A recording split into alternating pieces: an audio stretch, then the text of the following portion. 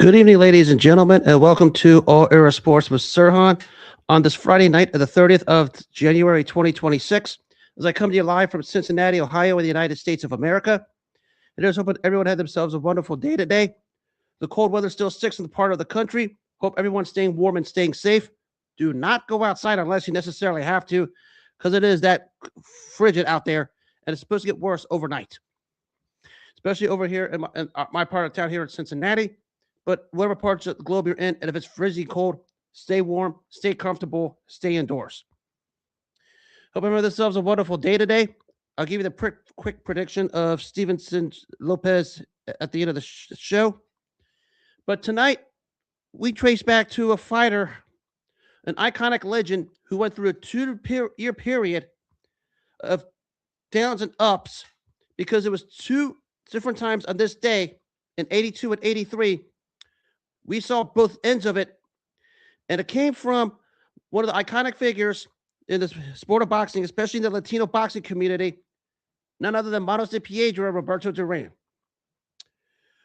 We're deep into the post-No Mas version of the career of Roberto Duran, which, to reiterate, those of you that don't know, or some of the young guns who don't understand it, it was after his loss in November of 80 to Sugar Ray Leonard, where he essentially quit on his feet and said no mas, and went into a bit of a tailspin shortly after that night took place in Montreal.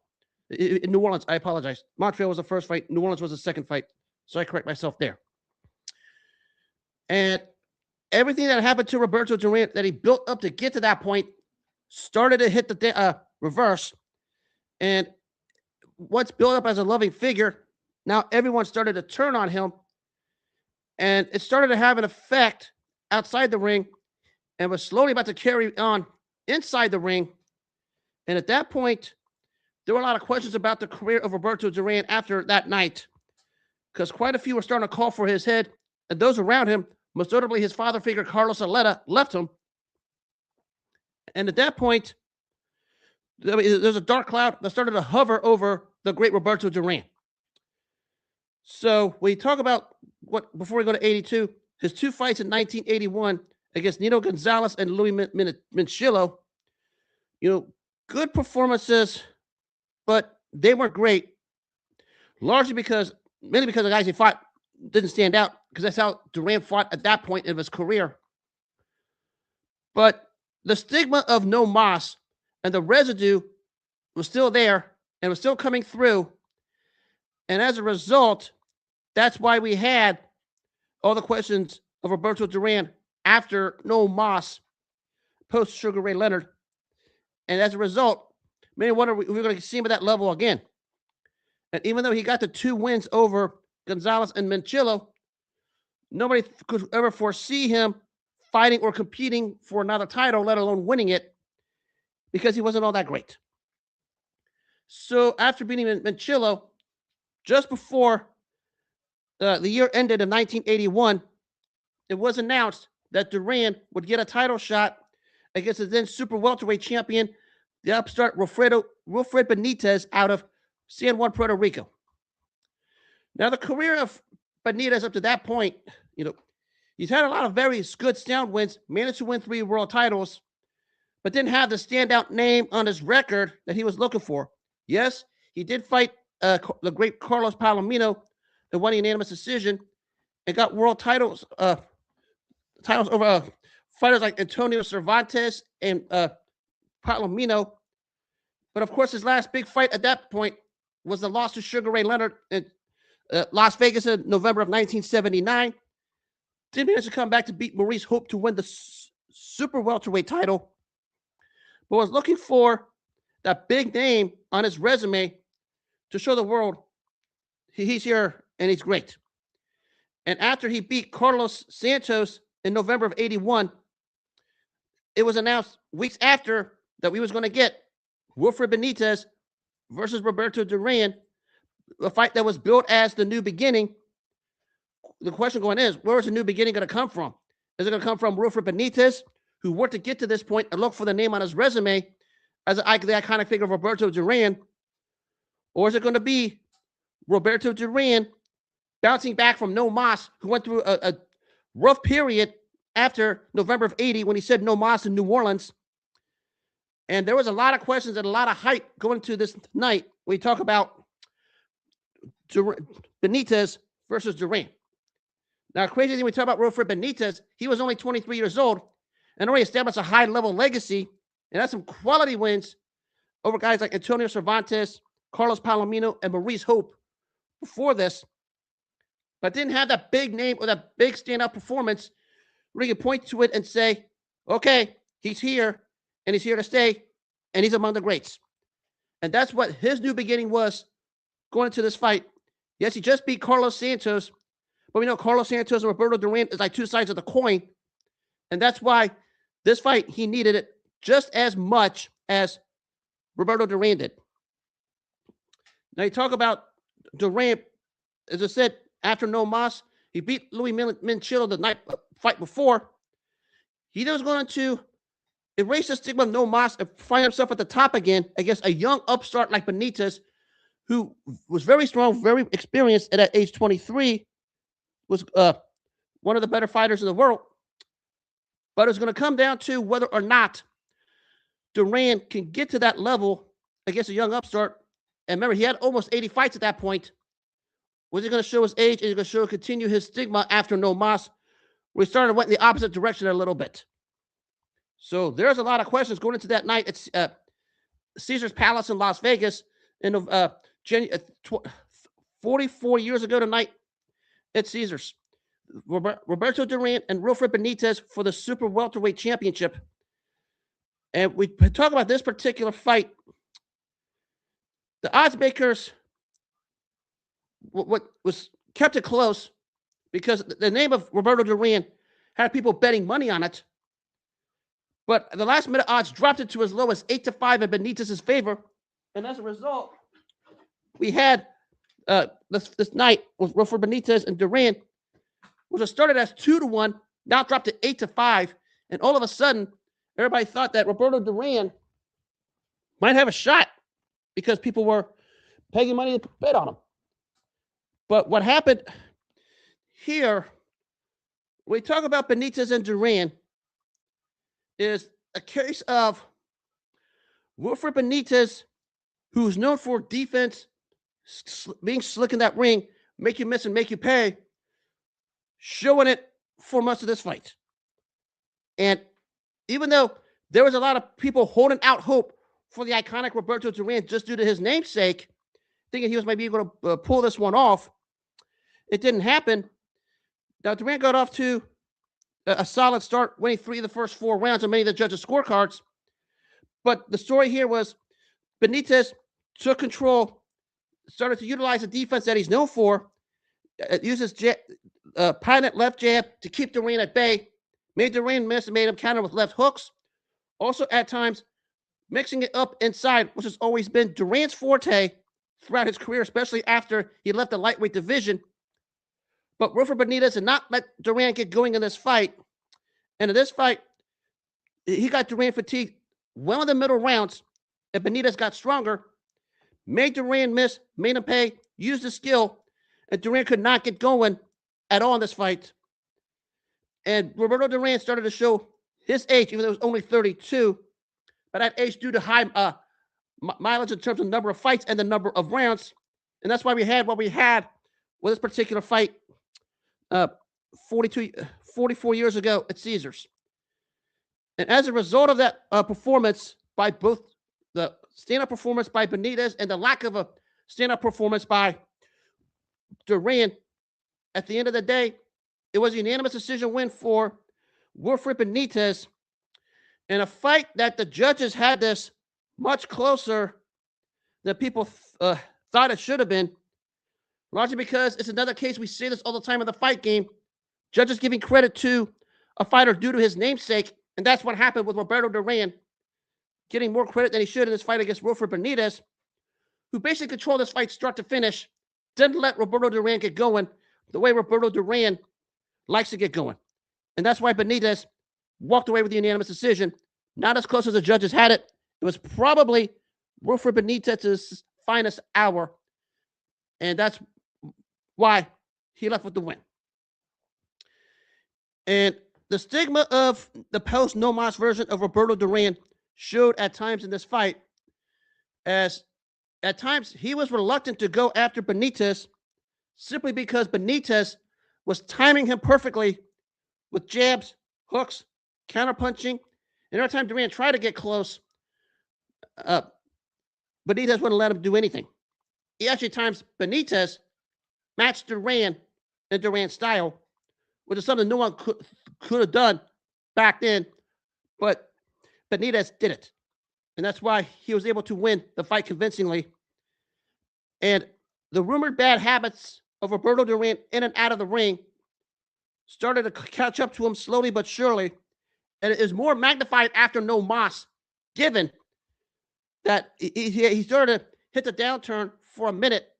And when you have a high stakes event like what happened that night for Roberto Duran in New Orleans, losing to Sugar Ray Leonard, and doing what you did with no mas and having the ripple effect the way it did, anything that happened to you moving forward was going to be under a massive microscope. And that's what happened. And we talk about this fight, losing to Wilfred Benitez. Benitez essentially did what Ray Leonard did to him, which is that rematch in New Orleans, which is, jab, stay away, make Duran miss, make him pay, keep him at bay. And that's what Benitez did. And that's why he went with the unanimous decision win. I mean, Roberto Duran didn't say no mas, but you could argue that when he didn't have the answers for Wilfred Benitez, it was like he wanted to go to distance just to say he won 15 rounds and didn't say I quit after what happened in New Orleans against Ray Leonard. And that was where the post no mas version of Roberto Duran started to take the turn, and everyone around him after this night was essentially calling for Roberto Duran to simply hang it up, including his then longtime trainer Ray Arcel, who left him after this fight, basically knowing that Roberto Duran, after he beat Ray Leonard the first time in 1980, was living an up and down party lifestyle, and that's why I caught up to him. And Ray Arcel basically said, I had enough of this. Because Roberto Duran started making excuses. Ray Arcel said, I can't deal with it. I had enough. And that's why he left Roberto Duran after this fight. And the downturn really began for him. We talk about what's about to take place with Roberto Duran. Because in his next fight, 4.5, almost 7 months later in Cobo Hall in Detroit, he fights the unheralded and well-unknown Kirkland Lang, known for inconsistency and total unfulfilled potential, coming from overseas in London to fight Duran in Detroit. And on that night against Roberto Duran, Kirkland Lang did the same thing Wilfred Benitez did. He went at him, never let Duran get off, and just did anything and everything he wanted to, and dominated Duran to a 10-round unanimous decision win. And at that point, Roberto Duran really hit the bottom. And I mean, he hit the bottom. Because now he lost to Kirkland Lang. He lost to a Kirkland Lang who wasn't anything before Duran and became nothing after Duran. That's how bad it started to fall for Roberto Duran post no mas. When we talk about the two losses to Wilfred Benitez and Kirkland Lang, because he really looked like it was over for him. And because how bad it looked for him, that's why everyone's calling for his head. Even Don King left him and told him to hang it up. Everybody around him is saying, Roberto, hang it up. It's over. I mean, Ray Arcel just said it best. I mean, the guy didn't take the fight seriously. He didn't take his career seriously. He was just this kid named Lang, a kid that couldn't beat you or me. And he beats Duran. That was what Roberto Duran was facing after no mas. And it really hit the bottom after that. Spun off after the loss to Wilfred Benitez for the super welterweight title, where people wonder if he really deserved the title shot to begin with. And Benitez just did anything and everything he wanted to. Actually, he watched a fight with Benitez and Duran and Lang and Duran. It's the same thing. I mean, Roberto Duran didn't do anything of significance in either fight. And makes you wonder what was going on through this guy's mind this fierce, ferocious warrior who ruled the 70s as the fighter of the decade, moved up to welterweight and beat Carlos Palomino and then Sugar Ray Leonard to win the welterweight title. And then after No Mas, went through a period and then hit the bottom out of nowhere.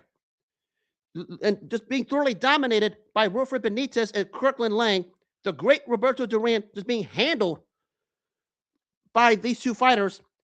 And the Lang loss really stung because of more so about who and what Kirkland Lang was before the Duran fight and after the Duran victory. That's what made it worse for Roberto Duran, and he really hit the bottom. And at that point, everybody left him.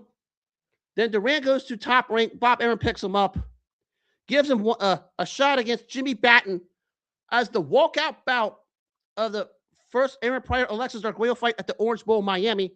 Now, for you newbies out here who don't know the game, a walkout bout is essentially the fight after the card is over with, as fans start to walk out. Usually it's a low-profile fight. And you think about what happened with Roberto Duran at that point. To be the main star at the lightweight division, to have the distinction of the best fighter pound for pound, the greatest lightweight ever, to beating Ray Leonard in Montreal in 80 to win the world title, to losing the rematch to Ray Leonard and No Mas, to lose to a journeyman like Kirkland Lang, and then find yourself in a walkout bout not televised. You want to talk about hitting the bottom? Roberto Duran hit the bottom. And against Batten, he found a way to look worse against Batten than he did against Lang and Benitez. But his luck out was Batten offered little to nothing, and that's why Duran escaped with a W. And Bob Arum was about to tell Duran, I'm done with you. Roberto Duran had to beg Bob Arum to simply say, I want one more chance. Give me someone who can at least sit and fight with me. I'll show you I have more game left in the tank. And Bob Arum said, okay, we'll find you someone. So we fast forward from January of 82, the loss to Wilfred Benitez 44 years ago tonight, to what took place 43 years ago tonight, a year after the loss to Benitez for Roberto Duran. And he faces one of the tough old warriors from Mexico, the standout Jose Pipino Cuevas, in a fight where we talk about this fight 4 or 5 years ago. They were the upstarts of the Latino community, two of the rising stars in the sport, which would have been a big box office hit back in the 70s, south of all the heavyweights they had going on there, because Duran and Cuevas were them guys. But this fight is essentially, we talk about this with Duran and Cuevas. This fight essentially came down about to who has what left in the tank, and whoever wins is going to be spoon-fed a title shot some point in 1983. And whether it would be deserved or not is another question. But it's a case of we find out what these two guys have left in the tank after some tough paths. Now, you talk about the path that Duran went through just to get to that point, as I mentioned, after No Mas. A tough phase happened for Pipino Cuevas. Remember, he was whizzing through the welterweight division, managed to win a world title, and made 12 successful title defenses before he got whacked by Thomas Hearns. And then he went a phase where he went 2-1 afterward, but was stunned by Roger Stafford in a fight just like how Duran lost to Lang. Cuevas lost to Stafford in the same way because nobody knew who Roger Stafford was before and after the Cuevas fight. And just like Duran, who hit the bottom at that point, Cuevas was there.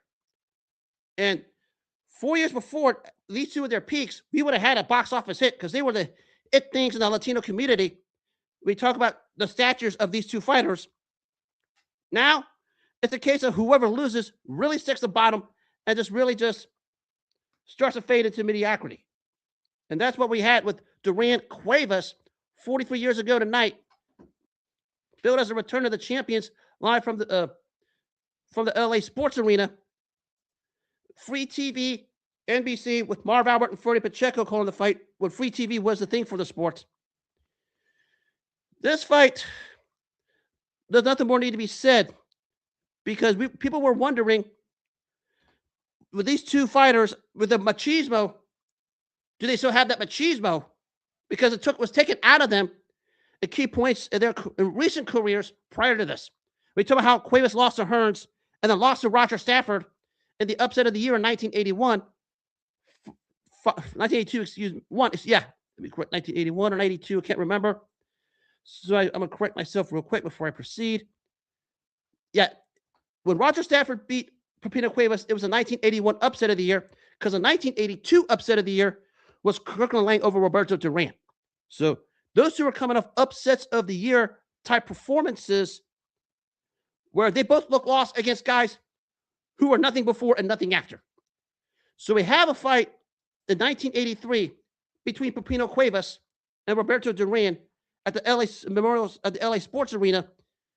And this was a fight where it was basically built as a return to the champions, because, they were past it and they had to build it up to something of significance to try to get the fans to attend it, especially out west where Cuevas was a hit sensation in LA.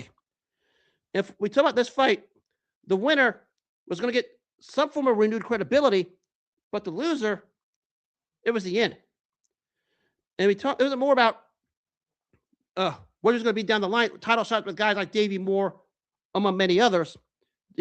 Thomas Hearns, who beat Wilfred Benitez at that point. It was about who had the more Latino machismo, because at that time, before they hit the downturns at that point, these two guys had Latino machismo, and we'll find out who had more machismo in this fight. And talking about this fight, slowly, when this began, Roberto Duran started to show the whole world why he was one of the toughest SOBs to ever lace him up, because he started to go after Rusty Cuevas, who had many months off the ring after the loss to Stafford, and just took advantage of it. And we had, of all things, a Roberto Duran left jab, which we hadn't seen much of since his lightweight days, going back to his third fight with Esteban de Jesus.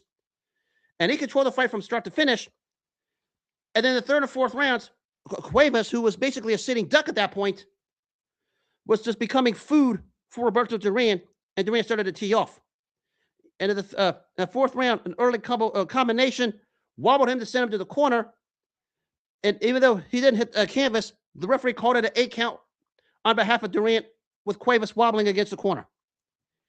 Then after he answered the 8 count, the machismo and the grit of Roberto Duran showed as he took over and punished Cuevas with a series of punches to send him down a second time.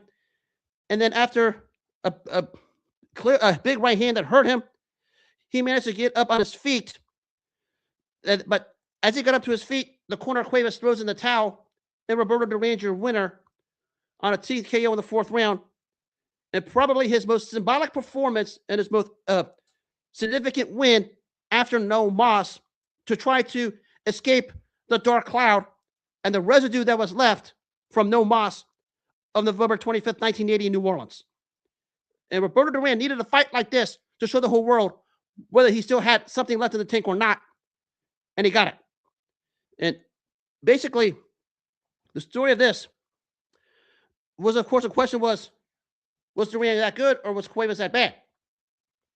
Well, let's start with this. Cuevas had a year off after losing to Roger Stafford, but he was on his downturn when he got plastered by Thomas Hearns. I mean plastered. He hit with the kind of punch that was going to take the fight out of you, and that was it. And Cuevas had a lot of hard fights. But maybe the thing that Roberto Duran needed was someone who's going to stand in front of him and let Duran just do what Roberto Duran does. And that's just tee off on the great Pipino Cuevas. And Cuevas wasn't going to be known for the stylist that Wilfred Benitez or Kirkland Lang was. But he stood in front of him, and because he stood in front of him, he let Duran look better than what he normally did in recent fights. And that's why he managed to just obliterate and break down Pipino Cuevas en route to a fourth round stoppage win.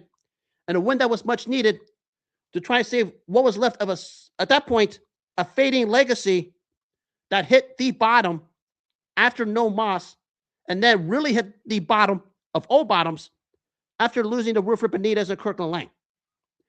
And exactly a year after losing to Benitez, Roberto Duran rises from the ashes and stops the durable Pipino Cuevas in 4 rounds to win the lightweight to win that fight to set up what turned out to be a mega showdown with Davey Moore. One of the stories how I got to that point, before I proceed with the rest of Duran's career, the opportunity presented when Tony Ayala Jr. did what he did and wound up in prison for about 18 years. I'll let you guys search that one because I'm not using my platform because it's too graphic for me to talk about.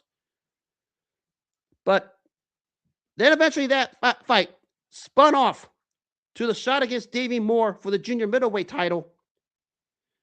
And people were wondering, even though he looked good against Pipino Cuevas, and which he just beat the brakes off of what was left of Cuevas, how would he fare against a young upstart like Davey Moore, who was starting to carve his niche in his career, won a world title shortly before that, when he beat Tashidi Mihara over in Japan, and making 3 successful title defenses.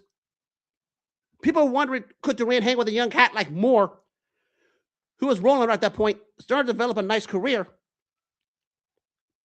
But Roberto Duran really turned back the hands of time when he met Moore and got the stoppage to win the junior middleweight title from the young unbeaten Davey Moore, who only had 12 fights and was fighting in Moore's backyard, but it was a Panamanian dominant crowd on Roberto Duran's birthday. And that night, Roberto Duran rose from the ashes of the bottom from no moss to become a junior middleweight champ. He'll never escape it, but to rise from the ashes from what happened a year before when he got handled by Wilfred Benitez and then eventually by Kirkland Lang, to come up and beat Pipino Cuevas and then beat a champion like Davey Moore, to show the whole world, I'm still Roberto Duran. I'm still an all-time great, whether you like it or not. I'm not going anywhere, and my legacy is still alive and well. The 3-year period from no moss to Davey Moore was probably one of the most epic roller coasters you ever find it, not just in boxing history, but maybe in all of sports history. When you consider he was at the top, had the distinction of the best fighter pound for pound before no moss, to hit the bottom to lose it to a journeyman like Kirkland Lang, and then to rise up at 83 to just pummel both Pipino Cuevas and Davey Moore, and I mean pummel both of them, gave them both beatings, is to the testament of how great Roberto Duran was and what Roberto Duran was at the time, and to show the whole world he's still Roberto Duran. And on any given night, when you have the resume in the background like he did, he can find a way to rise up and find a way to hit the pedestal once again. And that's what he did. And you talk about that 2-year period from 82 to 83, when in 82, people were calling for his head. And then 83, his head was still on his body, still there. He was the one that had the last laugh at the end. Yes, everyone's going to talk about no moss. It's always going to be a part of his legacy, no doubt. He'll even say it. But credit must be given to go from what he was before no moss. Let me back up. Credit must be given to what he was in 1982 when he hit the bottom after losing to Benitez and Lang after no moss, to rise up in 83 to just dismantle and destroy Pipino Cuevas and Davey Moore. Credit must be given, and it must be given to Roberto Duran to rise from the ashes. He even said before the Moore fight, he had a plea on one of the news shows in Panama prior to the Moore fight. Please believe in me. I can do this. And he was right. He certainly did it. And the Moore fight after that, of course, spun off to bigger paydays against guys like Marvin Hagler, Tommy Hearns, and Iran Barkley, among others. But those don't happen if he didn't have the year he had in 1983. But maybe you can also say that doesn't happen if he doesn't hit the bottom in 1982, because he was getting it from every angle possible, and it was coming at him hard from those who were around him, like Carlos Aleta, Ray Arcel, Don King, and to an extent Bob Arum, who called for him to hang it up after the Jimmy Batten fight. and even to the fans who've loved and adored him in his own country of Panama, to rise from the ashes to get to the top again says something about the heart and the will of a champion. And the will of a champion is indescribable in words. Your two eyes have to see it. And if you're a fighter, you would feel it. And that's what Roberto Duran felt when he beat Pipino Cuevas and Davey Moore in 83 after losing to Wilfred Benitez and Kirkland Lang in 82. It rose to the top again in the sport. And they call him a part of the Four Kings.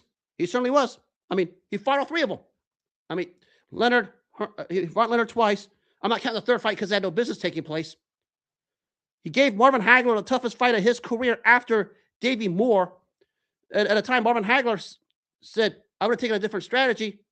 But as a turn of fact, he actually looked better against Hagler that night than he probably did beating Davey Moore and Pipino Cuevas, because he hung around with a Hagler who was beating everybody and knocking everybody out.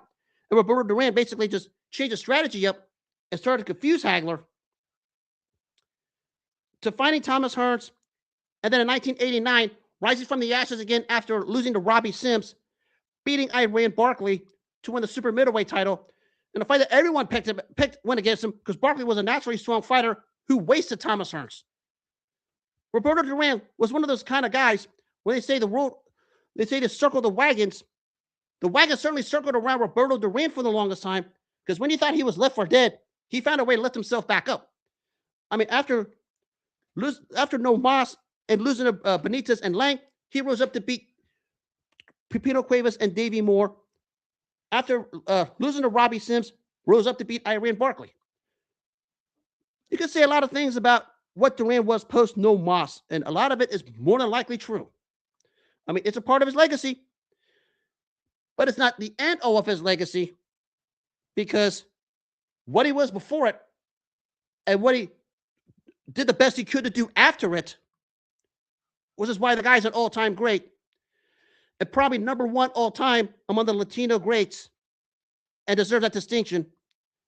And everyone's going to nitpick that no Mas fight, whatever, and what happened to him immediately after, especially losing to Kirkland Lang. But you can pick it all you want. You don't know what goes through a fighter's psyche when something like that happens and you hit the bottom. And on the surface, people thought they knew it all about Roberto Duran. No, maybe Roberto Duran needed something like the Kirkland Lang loss to have a fire lit. And that's essentially what happened when 1983 came around. Because when 1983 came around, he showed the whole world he's still Roberto Duran. Just maybe at that stage of his career, he needed to remake himself, which is what he did, and allowed him to remake himself, managed to get him bigger fights and bigger paydays down the line, especially high-profile fights. Especially we talk about guys like Marvin Hagler, Tommy Hearns, and Iran Barkley. That's why we had the career of Roberto Duran, and it turned out the way it did after no Mas. Because sometimes when a fighter hits the bottom, and we're talking about the bottom, we're talking about you can talk any kind of bottoms you want, but this is the bottom.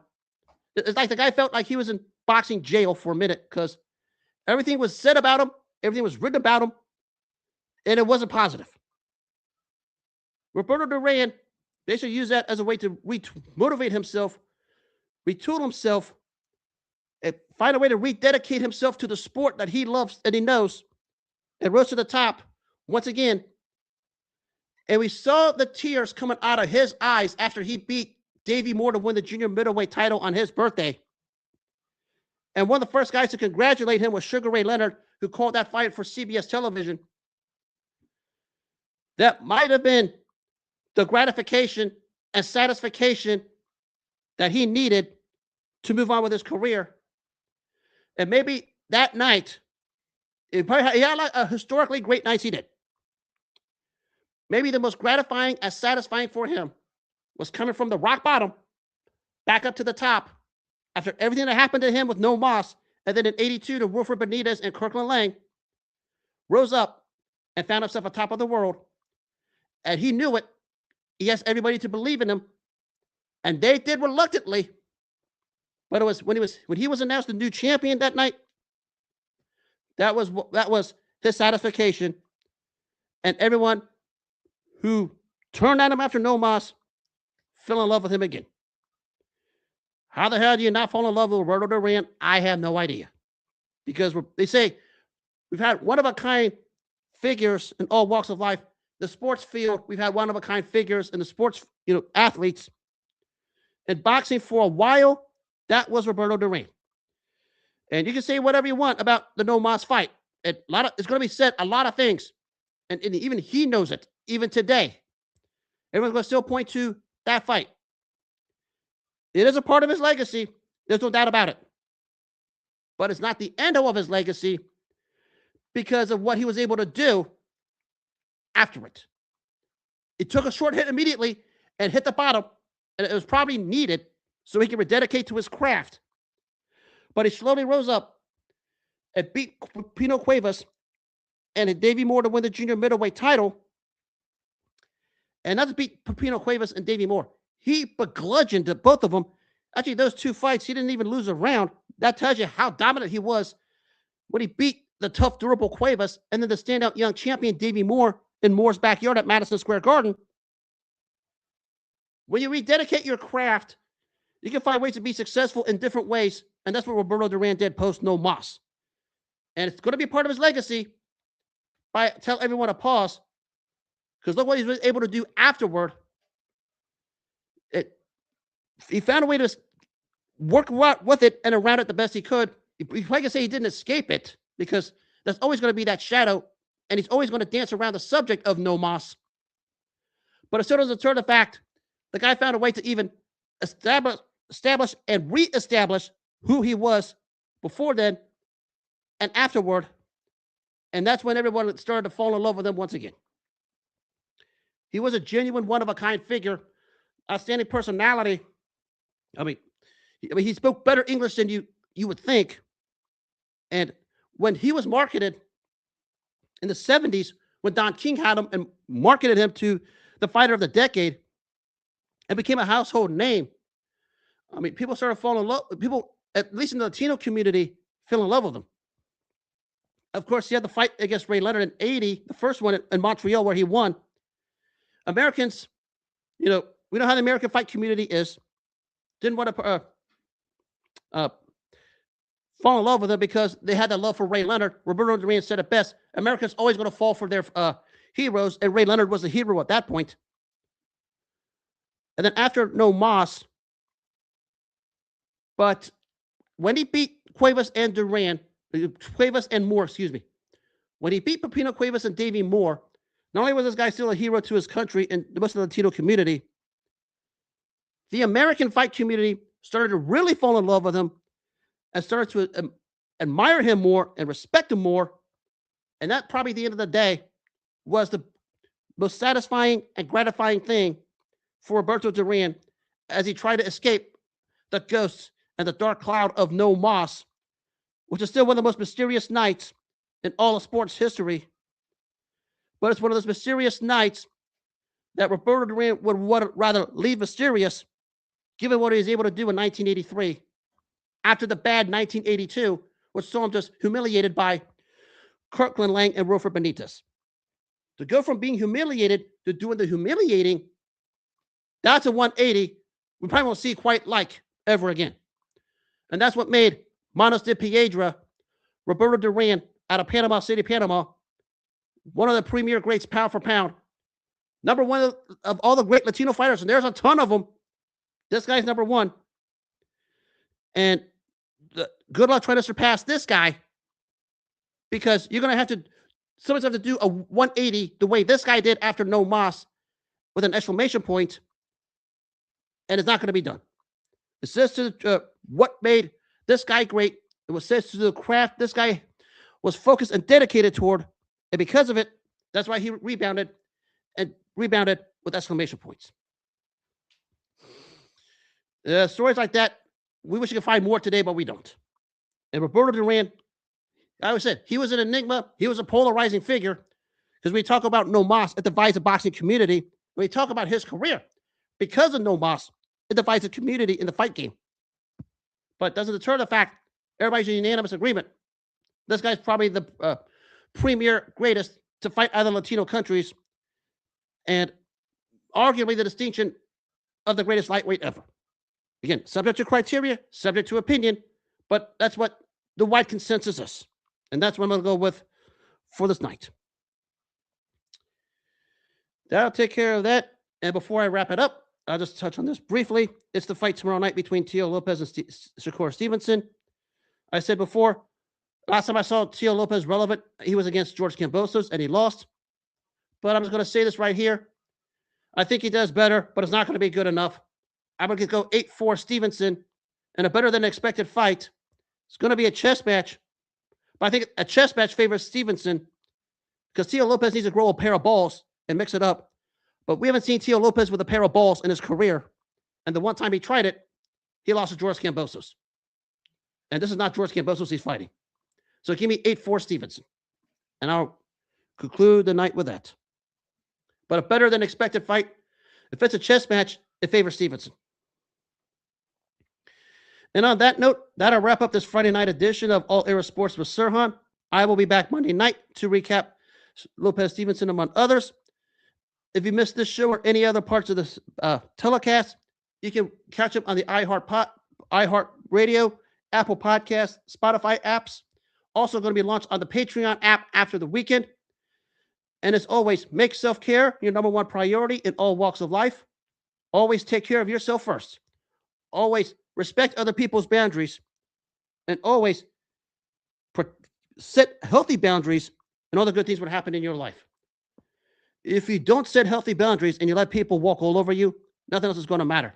Always set strong, healthy boundaries, and don't let anyone walk on you. That's the importance of self-care. And on that note, that'll take care of the show. Have a good rest of the night. Have a good weekend. And to all my fight followers, enjoy Lopez Stevenson. I will see you guys Monday night.